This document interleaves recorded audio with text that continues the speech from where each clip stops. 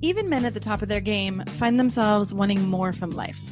Whether it's more meaning, unshakable confidence, a bigger impact, more money, deeper love, a hotter sex life, or a powerful legacy. Find out how good your life can be on this episode of Man Alive. Also, as I've supported men in their love and work lives for 15 years now, many men ask for the right words to say to be more successful, attractive, and desirable. But I found it's not so simple as giving scripts or lines because every man is different. So giving words or scripts would be like giving a tall, thin man a shorter, wider man's pants, or vice versa. The words have to make sense for you and your personality, and there's so much happening beneath the surface that people are responding to. If you're interested in how to become a better lover and leader in your own unique way, go to shanajamescoaching.com/quiz, or you can text ALIVE to 44144. It only takes a couple minutes and you'll start to get an idea of how you can be both more respected and desired.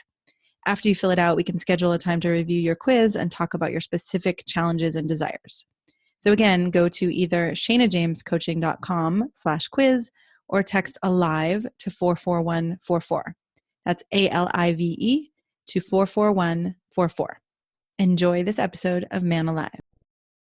Hello, and welcome to this episode of Man Alive. I'm your host, Shana James, and I'm excited to be here today to talk about growing older, times changing, the fact that we may not actually know who we are as times change, our body changes, our desires change, our values change, and then what do we do with that? Especially as men, I think there is a way that men are taught to be solid, know who you are and stand for who you are. And then that can be a very confusing experience, as times change. So I'm here today with Randy Spelling, a professional life coach and colleague and friend. And I'm so excited to have you here today to talk about this because I think the world is changing so fast. Not only are we getting older, but it's like paradigms are just melting moment by moment. Things are changing so quickly. It's head spinning. And by the way, it's good to see you. It's so good to be here. We've been talking about this for a little while. So happy to be here with you and share a little bit of time and space as we could dig in. Yeah, me too. Me too. So maybe we start with what are you finding, right? As you have become a parent, as your kids, even becoming a parent is different than then going through all the different ages your kids grow. And then there's a new you, right? Who gets called into being.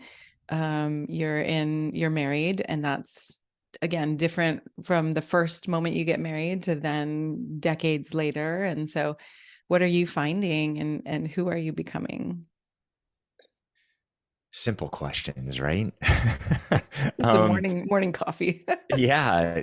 So, I think it's about seasons, right? And the season of 20s, you can even look at it as age. Is teenage is different than 20 age, is different than 30 age, and 40s and 50s. And I think being single versus being in partnership versus being married, having And that's kids. often in flow too these days, right? People come sometimes Right. in and out of marriage and relationships. Yeah. There's definitely no single traditional form anymore. Yeah. And for me, I could just speak for myself here. Time is so interesting and fascinating because I have the memories of being a child, good, bad, things that I carry with me. Yeah. Carried that through my teens. Then, went to therapy, tried to figure out more about myself. Why am I the way that I am? Why do I think the way that I think? My insecurities, where do they come from? How do I improve that? All the things. Yeah.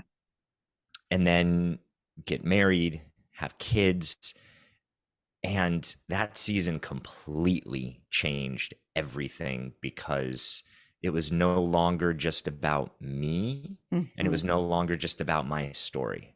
Yeah. It was the story of my children and the questions that came from raising children. Yeah.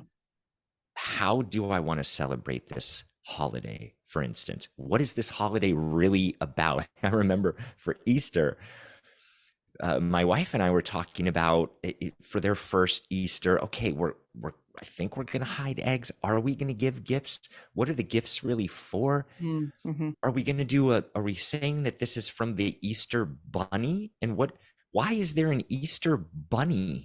Because bunnies don't lay eggs. So what's right? Just Right. What is asking the all of meaning these. behind all of this? And what are we instilling to this next generation? And Yeah, all of these questions. So that's what I mean about seasons. And so, having kids and as they get older, I'm sure you found this too. I have to update yeah. who I see in front of me Yeah. because I have two girls. The two little girls that I once had are no longer little girls No. anymore. They're not running around just happy go lucky every 2 seconds, dancing and spinning and Yeah. playing with scarves. They're into something new. Yeah. So, how do I see the version who they are now in front of me? Which means I have to see the version of me Right. that You have to update exists. yourself to meet the changing needs of these little beings. Yes. And I think that is the trickiest part of growing, Yeah. evolving, is we change daily. Yeah. Right. I mean, who I was a few days ago is actually pretty different than who I am today. I've Yeah. already seen changes just in a few days. Yeah. Which I think is so courageous when we can actually recognize that we are constantly changing. I mean, even our cells are regenerating and Mhm. right that we are not the same. If we let ourselves not be the same, then I think we actually can grow and meet the current challenges and needs. But I think, I don't know, I'm curious your perspective because it seems like if we stay more rigid and this is who I am, I think that's where things get harder. I think you're right. That staking the claim of this is who I am doesn't allow for learning and growth and change. Yeah. And this is where it gets confusing, right? Because at some point, whether one has done self work, we try and get to a point to own To that. Like, know, right? this is who I am. Yeah. I am this or I am that. And I mean, even the I am statements in the spiritual community that's become so powerful, which I love, by the way. Yeah. I am. Yeah. But then you are becoming rigid and it doesn't allow for anything new to happen. And again, like we said, who I am or who you are a few days ago is probably different than who you are now. Certainly different than a few years ago or 10 years ago or 20 years ago. Yeah. So do you feel like one of the seasons is, one of the seasons is kind of knowing who you are, like you said, going to therapy, understanding your insecurities, where does this all come from? I'm thinking that another season is more of the letting go of who I think myself to be. Yeah, exactly. Like seasons in our year. Yeah. Think of it like a tree, right? You bloom this tree, you look at the tree and you say, oh my gosh, there's new leaves, it's springing forth, it's green, it's beautiful. And then during the summer months, you see the tree. And then in fall, the tree starts to change color and it loses its leaves. Yeah. And then it's bare Hearing for a it's while. dying. Yeah, it's letting go. Yeah.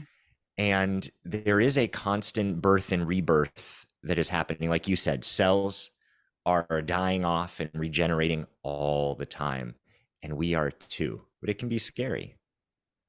Yeah, it leads me to a thought that I've had conversations with men around how you can be on the surface or in your life or every day kind of going about things and things are fine and things are good.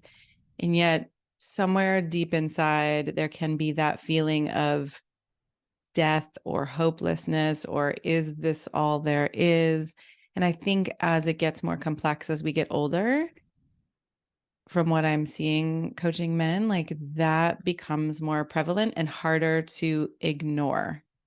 And I'm curious if you've had that experience or your clients have had that experience and what you do with that. Absolutely. I think one of the fantastic benefits of aging is getting to a point. You hear traditionally midlife crisis.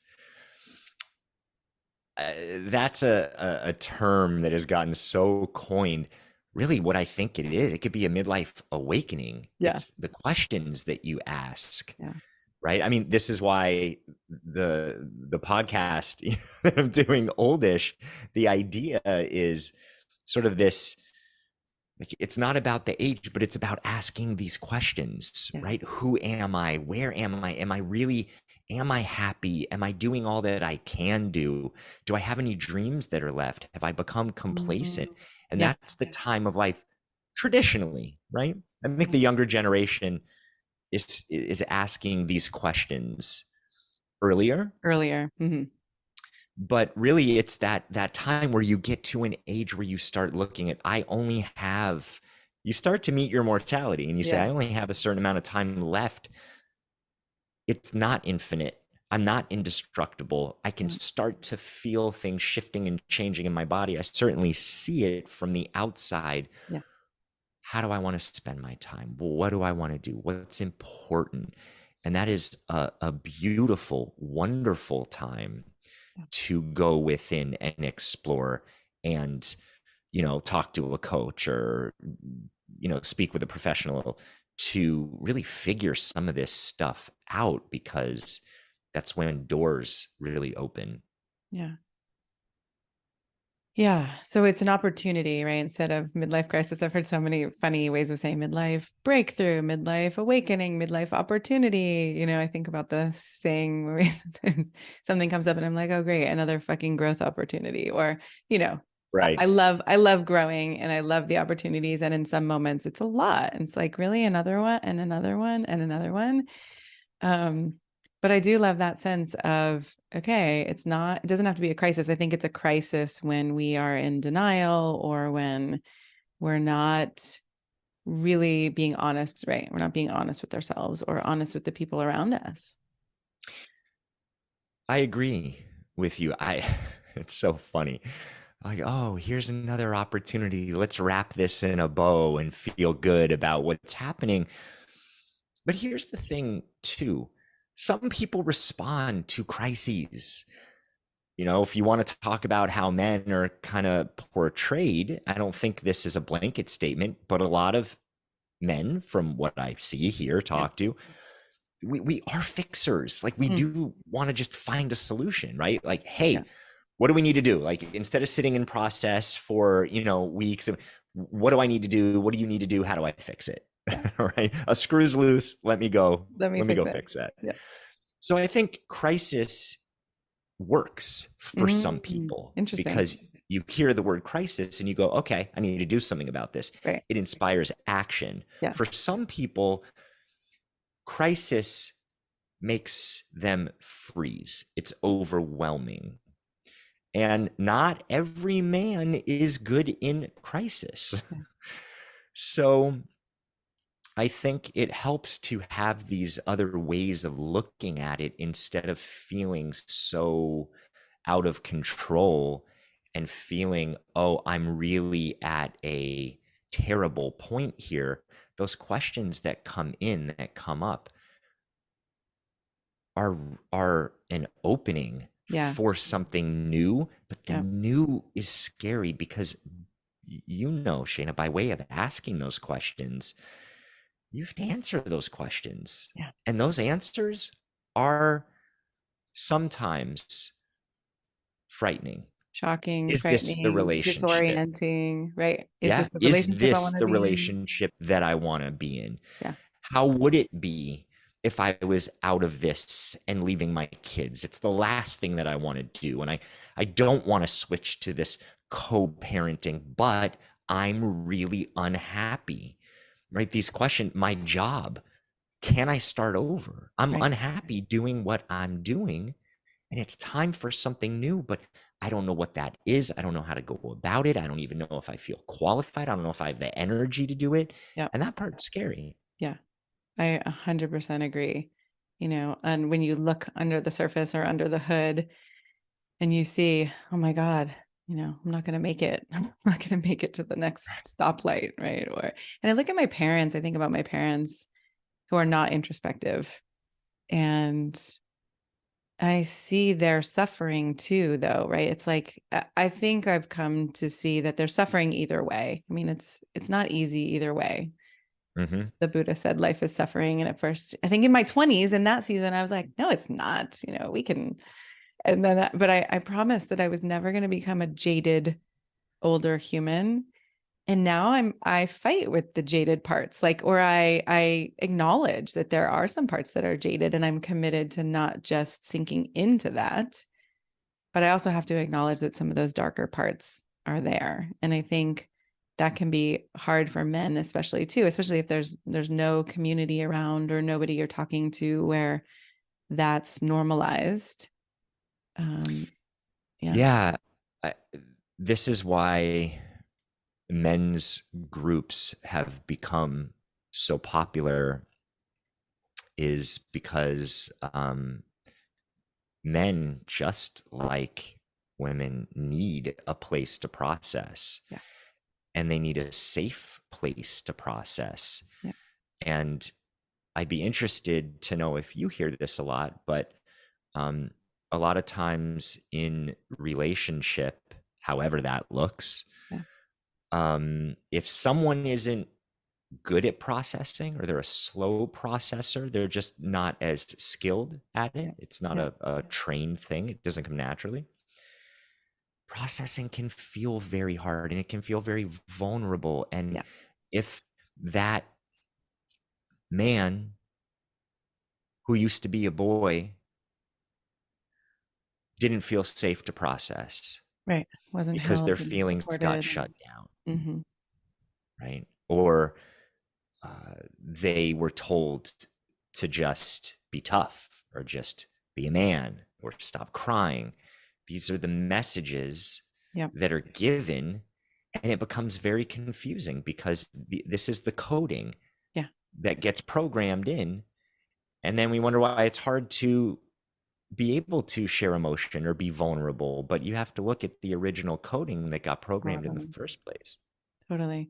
So what are you seeing and experiencing as more of like, I don't know, we could call it a modern masculinity, because I do feel like, right, that coding for many of us, especially in this generation, in our 40s and 50s and 60s and 70s, probably even, right, that coding was there of, this is how man is, kind of more gruff and not processing. But we were talking a little bit before we started recording, it's like, oftentimes, especially in heterosexual relationships, men are asked to be strong and powerful and provide and also help out and also be emotionally connected, and right, and I think a lot of men find that overwhelming, that there are all these parts now or all these roles that they're asked to play. I'm sure that it's confusing for all sexes, right? Again, in this modern day, it's like there's so much information that you go on social media, and it's like the sacred feminine and how to be the sacred feminine. And then you feel bad if you're not the sacred feminine. And then you're like, well, where do I exist within that? And then there's the masculine, and it's, the feminine needs to be held by the masculine, or the feminine masculine has to then be held by the masculine. You're like, I don't know what I am. I don't know who I'm supposed to be. Yeah. I think I'm getting the messages that, go away from alpha, because the world doesn't need more alpha and more strength and more. But then again, you also get messages that, again, heterosexually, it's like women want the strong man, and they want the strong, decisive, because then they're allowed to be in their sacred feminine. So what I find a lot of the times, again, it's not all, is that men are going, okay, wait a second. Their heads are spinning. Yeah, their heads are spinning. you want me to be able to be emotional and access my emotions and be able to process with you and sit with you, but then you also kind of want me to maybe like at times throw you up against the wall and have Ravish you you sort of and right. like ravish you and be this strong man, but then you also want things a certain way, so you're very particular. It's like it's so confusing. Yeah. And here's where I kind of wish there was less information Mm. and just more sharing, Okay. because you have all of these people who are staking claim in their expertise of what the feminine is, of what the masculine is. Some of those are beautiful, Shayna. Like, I love hearing that. But also when it's like diet. Yeah. Don't eat meat. Only eat meat. I know. Vegetables will save your life and they'll also kill you. Right. What are you supposed to do with all of that? Yeah. So Yeah, in some ways it's a beautiful, I want to hear more. It's a beautiful opportunity to look and really get to know yourself, right? When I put a vegetable in my mouth, what do I actually notice in my body? When I eat meat, what happens for me, right? Because there's so much information, I think in some ways it causes us to have to look deeper into ourselves. But right, like how do you support the men you work with to filter out all of that noise and all that information and get to know who they are, and beyond the shame or that man box, that sense of this is who men are supposed to be. I think there's so much shame around men, masculinity, on so many sides of the spectrum, Yeah. right? Being too much of this or not enough of this. I mean, a lot of the work that I did with people early on, I had a course called The Sensitive Path to Success, and it was all around empaths. And it was, excuse me, it was amazing to hear so many people, because back then the term empath wasn't as popular as it is today. Yeah. To hear so many men say, I was always really sensitive, Yeah. and I feel that people made fun of me for it. Yeah. So here is a quality.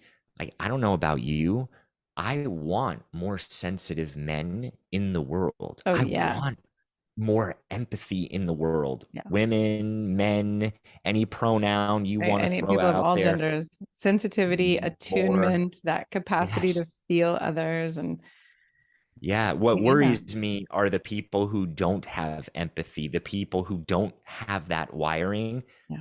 That's where the problem lies. So you have men who might be more sensitive or emotional, then are made fun of, and so they stuff that deep, trying to be something different, Yes. as opposed to allowing them to be who they are. And if there's something that they want to grow into, because you asked the question, how do you work with men to find this sense of self? I mean, self-awareness is huge. So it's not fitting anyone else's definition.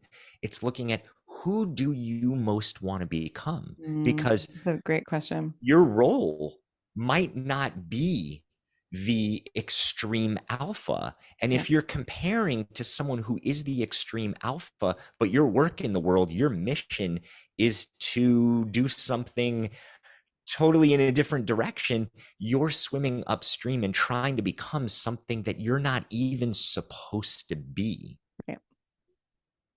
Right. And I think about that, how challenging it can be to compare yourself to the cultural norm, to that alpha, and like what the courage it takes to really stand up and say, this is who I am. These are the qualities I have, right? I am a sensitive human, maybe man. Yeah, it takes so much strength to do that. And you see that right there, to me, embodies the powerful masculine. Yes, agreed. It's being okay with who you are. Yeah. It's owning yourself in all the best ways, Yeah. without shame or guilt or apology, and just saying, I love myself this is who I am, and I hold Mm. space for you to be who you are. I'm open to listening. If there's something that I'm doing Yep. that is causing hurt or pain, let me look at that. Yeah. But I'm okay with who I am. To me, that's strength and power. Yeah.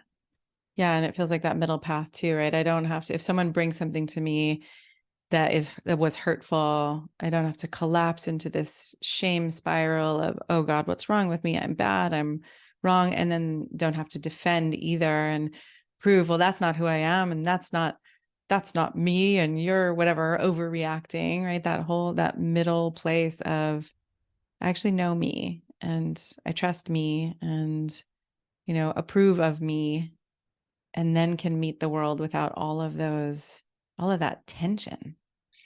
Yeah, totally. And there's an energy to that, Mm.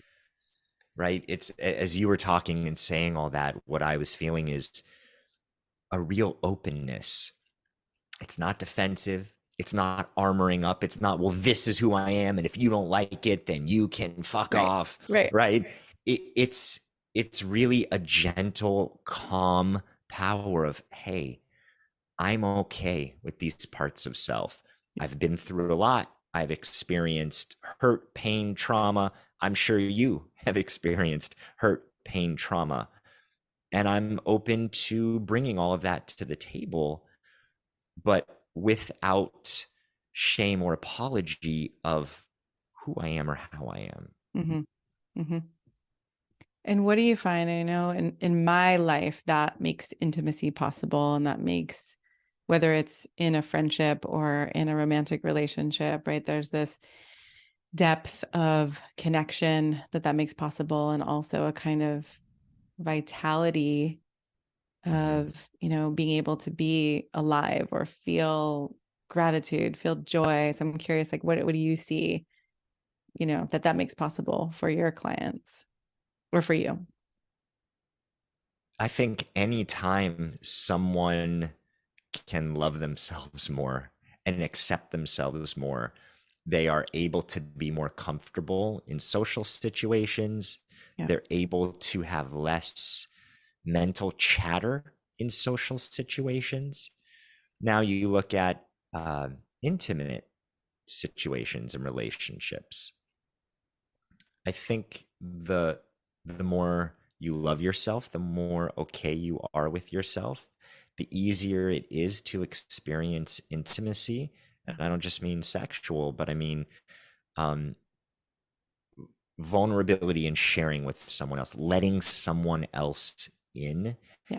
And that can be scary for so many people because it is really vulnerable. I think that's what I hear the most is um, sharing one's self with someone else and bracing for how that's going to be taken. Yeah. Will they be judged? Will they be ousted? Will they be thought less of? And Yes. that is one of the scariest things as a human being. It goes back to primal Primal being kicked belonging, out. and right, being kicked out of the tribe. And yeah. Yeah. Yeah. And I often comment that I hear men say, oh, I'll jump out of a helicopter, I'll, whitewater Right. kayak, but please don't ask me to open and reveal in that way, in that I could be rejected or I could be ousted. Isn't that funny? Like, I will jump out of a helicopter. I will do these insane, thrill seeking, scary things. Yeah. But opening up to someone feels scarier Mm-hmm. and more threatening Mm-hmm. than actually a life threatening situation. Yep. One is not life threatening, one is, Yeah. but that is the piece that gets interpreted in the brain. And I think it's important for couples to know this. It's important for people to know that if someone is scared of opening up, you have to look at that, or please look at that. You don't have to do anything. Please look at that and understand that person is fearing for their lives in that moment. That is literally what it feels like, Mm-hmm. that they could possibly be rejected by you. And look, this goes back to early on, right? Being rejected by a parent or I have to do something in just the right way. Otherwise, you're going to withhold your love. You're going to remove your love. Yeah. You're going to remove your attention. And to a little child, that literally feels like you are going to die. Like your sustenance is going to be cut off. Yeah. It's good to understand that, because I hear a lot of times partners say, he just won't open up. Yeah. Right. And by the way, I hear this in all forms of relationship. One partner usually has a harder time opening up than the other. And there's a lack of understanding. They're just frustrated that they're not opening up or they're not sharing without fully understanding why that is so hard for someone, how scary that actually is. Right. And it's like they're taking it as a rejection, and then their hackles are raised, and then they go into their survival response. And then it's just two survival responses kind of battling it out. Right. Yeah. Exactly. Yeah.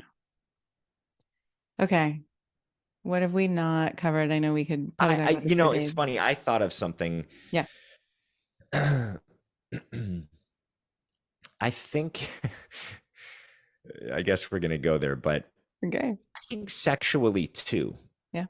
Right. There's this, you look at men in performance. Yeah. And I have heard many men say, I'd actually rather even not do it.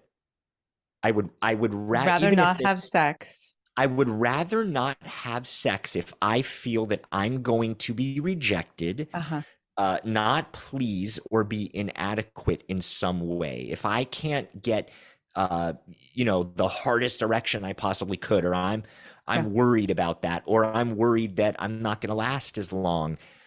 Maybe it's a new situation. Maybe it's someone that you've wanted to be with. It's almost easier not to even go into that situation than it is to be in the situation and fail in some way. Yeah. Right. Because it feels like failure, as opposed to, I mean, it's interesting, in my current relationship, in the beginning, we were both having all kinds of, bodily issues, and sex was harder in the beginning, or typical penetrative sex was harder. And it created so much intimacy, I think, because we were both willing to be vulnerable with it. But I think so many men have not had that experience, that they could open up and be vulnerable, and that someone would actually be there to meet them and say, wow, thank you so much.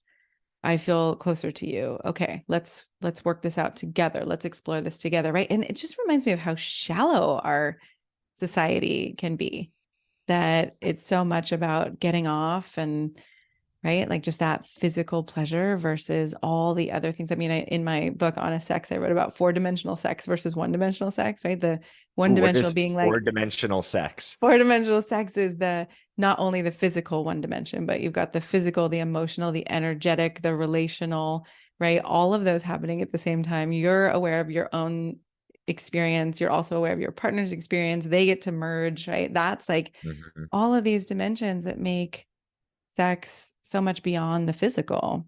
But I think men and women and people of all genders haven't necessarily been taught how to experience that. And so then there's so much fear and rejection, and, the sense of, I'm a man if I climax, and I have to go this long and this hard. And it's just so painful. It is so painful. And I think most men have probably been taught through porn. Yep.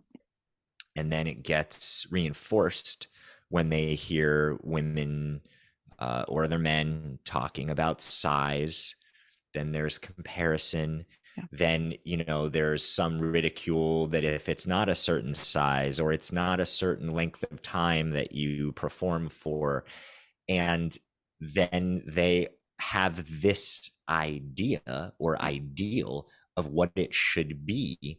Yeah. And I will say the worst place you could possibly be in a sexual experience is in your head. It is the worst. It just, there's not pleasure in it. No.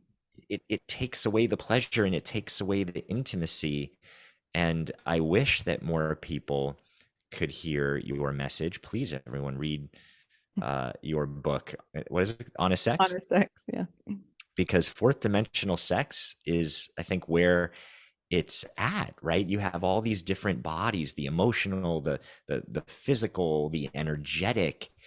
And while everyone might not connect to that or understand what that is, there is so much more that's happening than just physical. I think if it's just on the physical plane, it's limited, because I hear people who talk about sex more as this spiritual experience, and the way that it's described, it's like a when Harry met Sally moment. I feel like everyone would raise their hand in the room and go, yes, I want that, because that feels safe. It feels good. It feels connective, and it feels like I can grow through it. I can expand myself. I can expand with my partner. Yeah. Just physical alone is limited. Yeah. Yeah. And usually not as satisfying. And not as satisfying. So maybe I love this, your new podcast, Oldish, right? It's like, okay, how do we update our sexual selves, our intimate selves, our vulnerable selves? And so I love that you're covering that and really supporting people to look at how do we get older? We're not old necessarily, but right, how do we be in this oldish phase and actually use it to grow and become more of who we are, as opposed to just fade into that jaded, complacent, right, self that we could fall into. Yeah, Shayna, it's so interesting, the definition of words and the association through our definitions. And this is right on point with what we're talking about, updating. I have this little game that I've played with people where we'll say a word and we'll redefine the word just as a game. Yeah. Like, what's your relationship to that word? What if we redefine that word? And through coaching, right? Our definitions create the scaffolding and structure of what we see through word. So, oldish, we were all laughing because it sounded so fitting. We love the title, but there was a part of me is like, oh, but do we really want to claim oldish? Because for so long, again, spiritually, it's like stay young, say that you're young, say that you're young. Don't associate with old, getting old. But as I've been thinking about this and redefining it for myself, that look, old-ish isn't really about a number. It's not like, oh, I'm 70, so I'm oldish. I'm like, I want to change the conversation of embracing what it means to age. Yeah. Like, do all the things that you want to do to feel younger, exercise, keep your body supple, be in shape. Try to strive for longevity if that fits for you. But we also have to, in my opinion, we have to embrace the wisdom that comes with getting older, the experience that we have had up until now, because that counts for something. Yeah.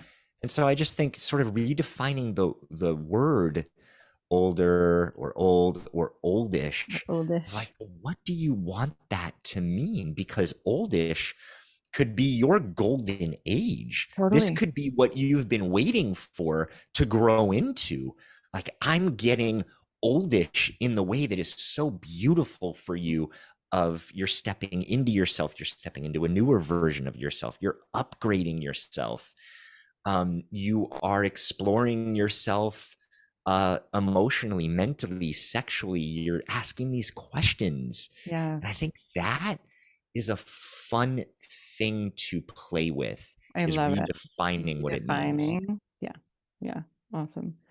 Well, thank you so much for having this conversation and for doing your work and your podcast, and for being a human and a man who is, unearthing and consciously growing and supporting others to do the same. I appreciate you. Thank you, Shayna. Thank you for doing what you do, and writing and speaking and coaching and sharing, because I think it's really important that I know your main focus is men, but I think this applies to women too. And, Yeah. I think everyone can grow in the areas that we've been discussing today, because it goes back to self-acceptance, self-love, and really through all of your work that I've seen and read so far, that's really what you're teaching at the core. It's Yeah. just the mechanisms of how to get there. Yes, exactly. Exactly. Any last thing you want to leave people with before you let them know how to find you? Thanks for listening and being open to this conversation. I think it's important to just keep opening to new ways of being, and hopefully that can be exciting. Yeah. Awesome. And where can people find more of you? You can go to my website, randyspelling.com, or I am pretty active on social media. My Instagram is Randy Spelling. Interact with me there. Awesome. Thank you so much. Thank you, Shayna. I'm so glad you joined us for today's episode of Man Alive. I hope you enjoyed our conversation and it gave you something to consider and explore in your life. If you like what you heard, I'd be so grateful for you to subscribe and write a quick review that helps men like you find us. And again, head over to shaynajamescoaching.com/quiz or text the word ALIVE, ALIVE, to 44144 to get a sense of how you can become a better lover and leader. You'll start to see how you can be both more respected and desired in your unique and genuine way. If you don't feel as confident or as excited about life or love as you'd like to be, this quiz is a really great starting point and will guide you toward a more passionate love life and a more inspiring and successful career. So again, text ALIVE, ALIVE, to 44144 or head over to shaynajamescoaching.com/quiz. Join us each week for a new episode of Man Alive.